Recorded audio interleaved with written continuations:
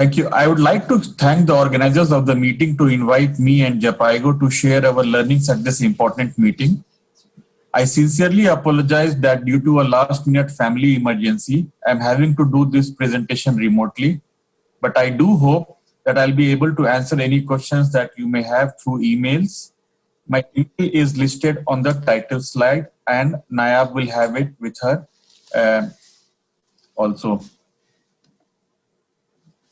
Through this presentation, I'll be sharing some of Japaigo's learnings and priorities in cervical cancer prevention space through our work over the last few decades. And we'll also give a quick overview of the recently awarded United Supported Success Project.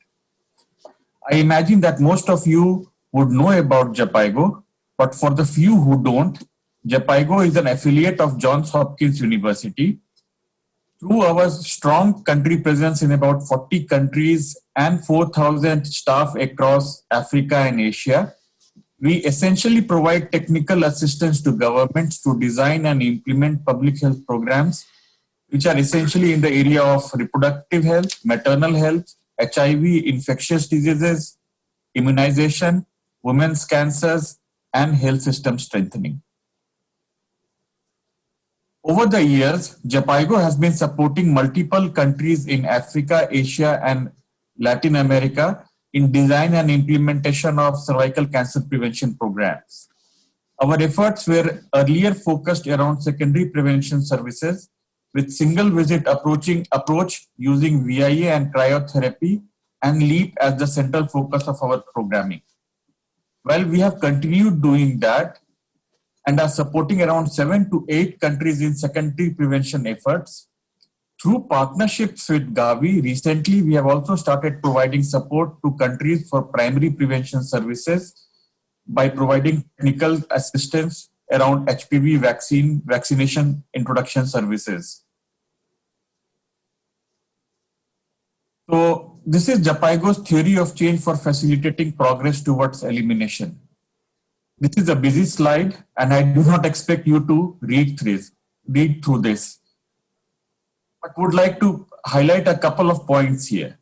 Based on the recent call to elimination by WHO, we have set our goal post in supporting countries towards achievement of the ambitious 2030 targets of 90% secondary prevention, 90% primary prevention, 70% secondary prevention, and 90% treatment rates.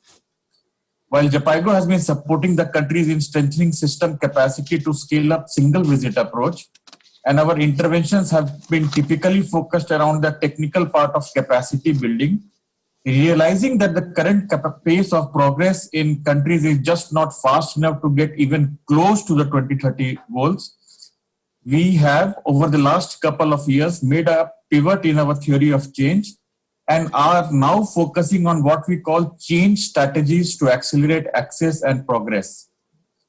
These change strategies include service delivery innovations like integration of secondary prevention services in the FPRH and HIV platforms, use of newer technologies like HPV testing and thermal ablation, and process innovations like self-sampling for decentralization of services to primary healthcare level, using newer virtual methods for capacity building to increase and expand the provider base, leveraging community engagement and advocacy as drivers to expand access, and improving measurement capacity in the countries to enable them to measure population level coverage more at the subnational levels to start with.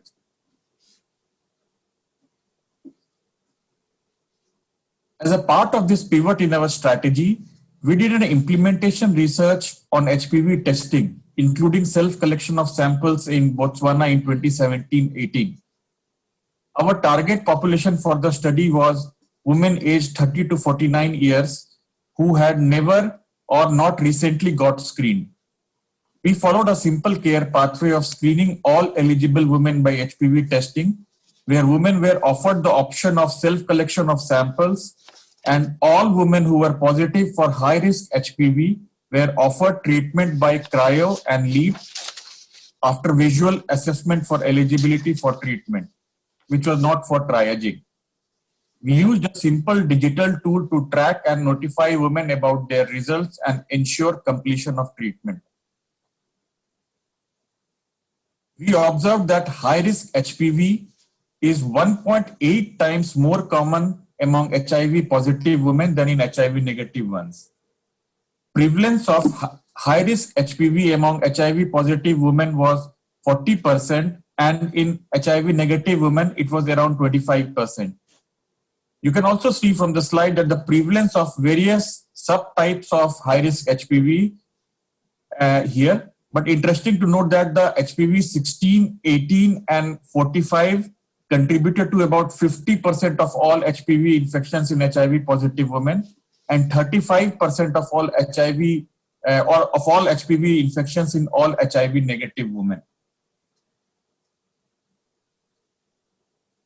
Using the simple digital health system that we had designed, 93% of women were notified of their results within 1 week, with about a third receiving the results on the same day. Out of the women who tested positive for high-risk HPV, 95% of women underwent a visual assessment for treatment, and 99.7% of women who underwent VAT completed treatment. Why this is important for us is that with HPV testing, we are moving away from, at least in few cases, a single visit approach where the women were offered screening and treatment during the same visit. Because the HPV test platforms are necessarily not at the primary healthcare facilities and placed at secondary health facilities, women may not be able to get the results the same day. So there is a risk of women to fall out of the care pathway unless there is a thought out client tracking and navigation system in place.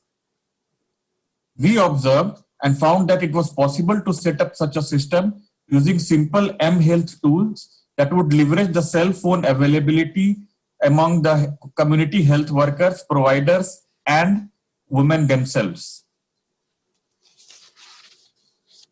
We observed high acceptability of the self-collection of samples. More than 95% women found the self-collection instructions very easy to understand, very easy to do the process, and observe no or minimal discomfort in the process.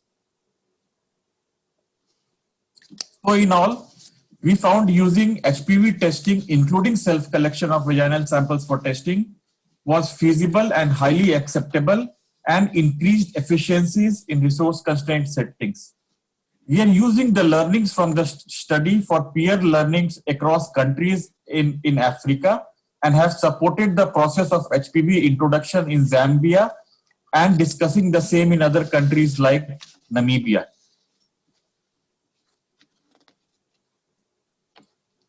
Like HPV testing, we have introduced the technology of thermal ablation in a few countries. I'm sharing the example of Tanzania, where we introduced this technology in 2018 in 2 referral hospitals in Iringa and Njombe regions. We conducted a 2-day training for physicians and nurses and used a combination of simulation and case-based practice for these trainings. Our learnings validate some of the findings from other studies which are related to the introduction of thermal ablation.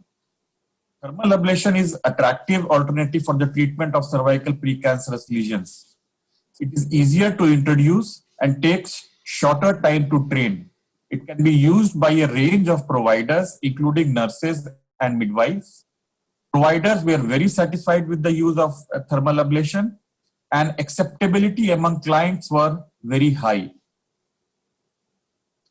In our interviews with the providers, we found very high acceptability of the technology.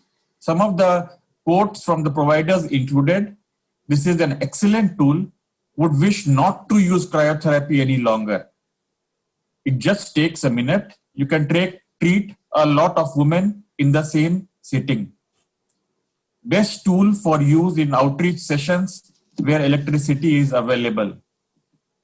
We found these observations very pertinent from the perspective of scale up in the resource constrained settings that we typically work in. Changing gears here, I would like to give us a quick summary of the recently awarded United Supported Success Project. This project is being led by Expertise France with Japaigo as the lead technical partner and UICC as the lead for advocacy, and includes NIH, National Kids Cancer Institutes of Japan and Brazil as knowledge collaborators. The primary goal of the Success Project is to catalyze the markets for HPV tests and thermal ablation in 4 countries of different contexts in Africa, Asia, and Central America.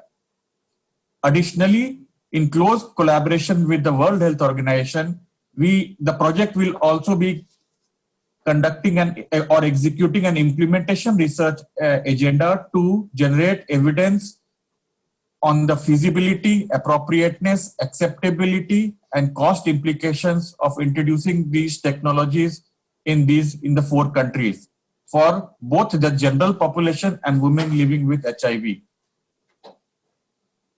The 4 countries identified for the project include Burkina Faso, Cote d'Ivoire, Guatemala, and Philippines. As you can see, they represent a mix of complex challenges with respect to disease burden, system constraints, and geographical access to health services. Annually, there are a total of around 13,000 new cases of cervical cancer in these 4 countries and 8,410 related deaths. The project aims to screen upwards of 185,000 women with HPV tests in these 4 countries over the next 3 years. 40% of these will include women with HIV. The interventions include introduction of HPV testing and thermal ablation through the whole care pathway in these 4 countries, developing a plan and supporting transition to scale in the countries, facilitating the removal of entry barriers to these technologies, creating an ecosystem of enabling access and utilization of these technologies, updating national policies, guidelines, and training materials, and also supporting and executing an implementation research to advance learning and learning agenda related to the introduction of these new technologies. So finally, based on our learning so far through our work in cervical cancer prevention, and in light of the recent call for elimination by the WHO, we feel that there is a need for a multi-pronged approach to rapidly accelerate access to be able to get close to the interim targets of 2030. To do this, and to do this in the resource constrained settings that we work in, we are proposing what we call a 5I approach that calls for the need for concerted and coordinated efforts in the areas of innovation, investments, information, influence, that is advocacy, and integration of services.